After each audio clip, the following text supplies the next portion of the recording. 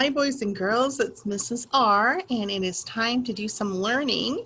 So I would like you to get your Backpack Bear Reading and Writing Workbook number 2, and we're going to get started in that today. So I'm going to go ahead and share my screen with you. Okay, so we are going to be working with our Backpack Bear book today, book number 2. And make sure you have the second book, and then we're going to go to page 32. So page 32 looks like this. Okay, so today we're going to learn about something called quotation marks.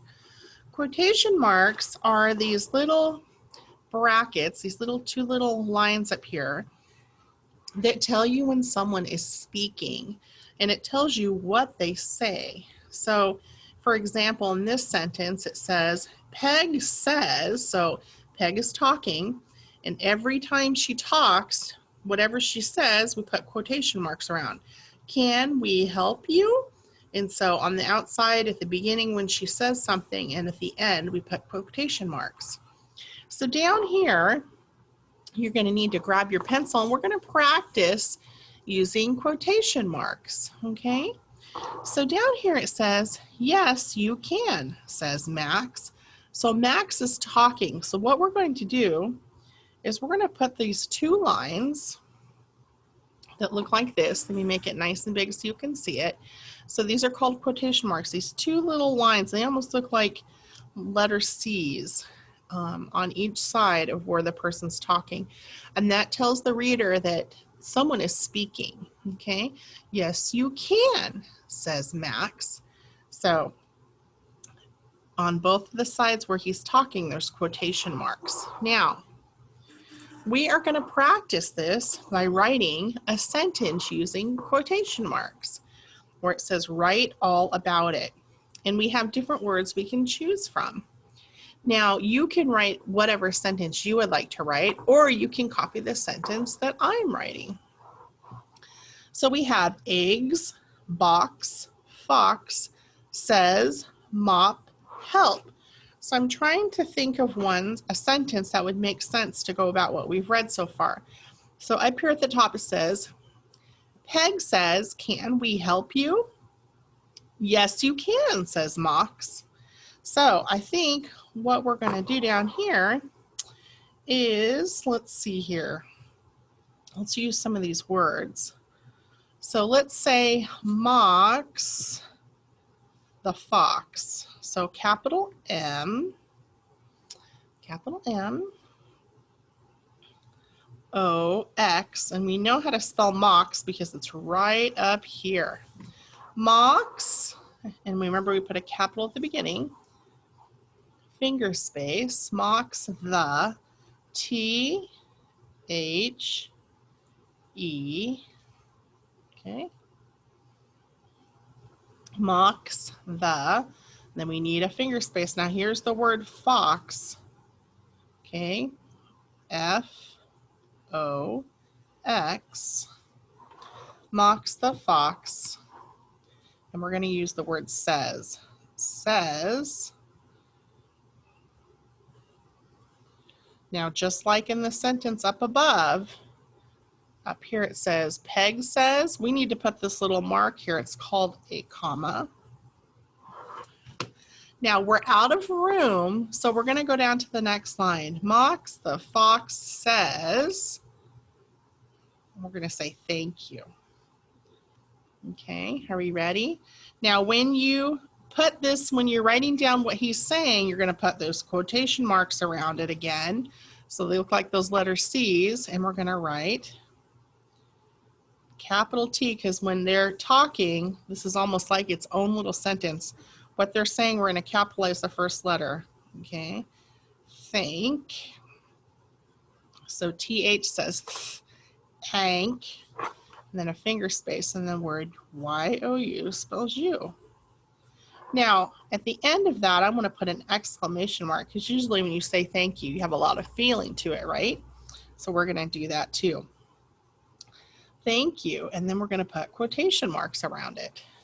So Mox the fox says, and we put a comma because somebody's going to say something, and then we put these quotation marks here, thank you, with an exclamation mark, and then quotation marks on the outside, okay?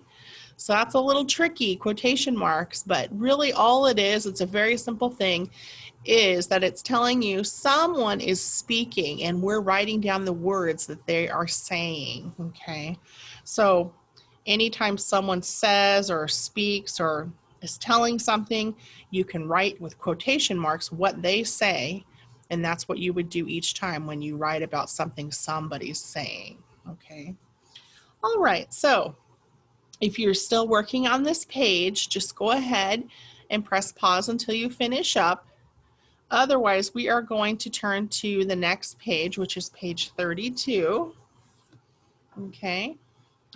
And it looks like this. All right. So you know we're working with word families and blends. Well, we have some of these sounds have special sounds. So at the beginning here, we have some special sounds. When we put some letters together, they make very special sounds. For example, when we put TH together, it makes the sound, like in thumb. When we put CH together, it makes the ch sound, like in cheese. When you put the SH together, it makes the sh sound, like in shell. So what we're going to do is we're going to try and decide which one of these pictures has, we'll start with the first one, the TH sound.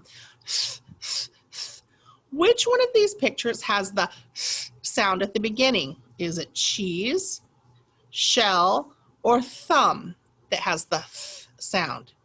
Of course, we know TH makes the sound like in thumb, okay? So I'm going to cross that one off. The next one, CH, says ch, ch, ch, okay? So which one of these pictures do you think makes the ch, ch, ch? Is it cheese or shell? Ch, ch, like cheese, right? Okay. Last one, sh, SH, says sh, as in, you guessed it, shell. So CH says ch, as in cheese, SH says sh, as in shell, and TH says f, as in thumb.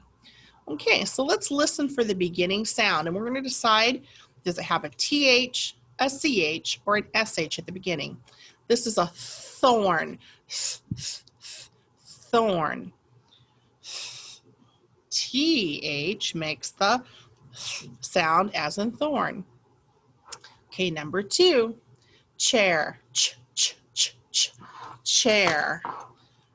CH makes the ch sound as in chair. Here is sheep, sheep. And we know that SH makes the sh sound as in sheep. Okay, now this time it's a little trickier.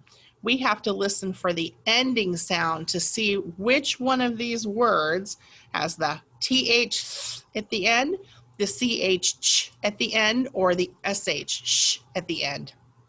Okay, so we have to listen carefully. Not at the beginning, but at the end of the word, the last sound you say. Okay, here we go. Fish, fish. So I hear a sh at the end of ish, and we know SH says sh, as in the ending of the word fish, fish. Okay, beach, beach. We know that ch is CH, and we hear that ch sound at the end of the word beach, beach. Okay, last one, bath, bath, bath. I hear a TH sound, the sound at the end of the word bath. Okay, so today we did some pretty tricky stuff. We worked with some special sounds, TH that says CH that says ch, and SH that says sh. And we also worked with quotation marks. We learned that when you put words in quotation marks, it means that someone is talking and saying something. So those are two really big things that you learned about today. So in your writing, you can practice saying things like mom says or mom said, and then you can put her words in quotation marks. And so you can practice that at home in your writing. Or if dad says, or your sister, or your brother says, or they said, you can use says, said, or, maybe if you're writing a story and it's like a fiction story and you're talking about animals, maybe the dog said, so whatever you guys want to write about, but practice writing using your quotation marks. Okay, so I'm going to go ahead and stop sharing my screen there and go back. Okay, so we learned some really hard things today. Those were pretty tricky, heavy-duty things from our workbook today. But you can keep practicing those, and you can keep watching the video over if you want to hear the lesson again. So those are things that you can practice at home with your moms or your dads. You can be looking for quotation marks in books and stories you read. So start pointing those out, and you'll realize that there's a lot of them in the stories that you read probably. And also looking for the CH, which makes the ch sound, the SH, which makes the sh sound, and the TH that makes the th sound. So look for those also in your reading. All right, I wish everyone a great week. I miss you all, and I would look forward to seeing you all very soon in class. Bye, everybody. Have a great day.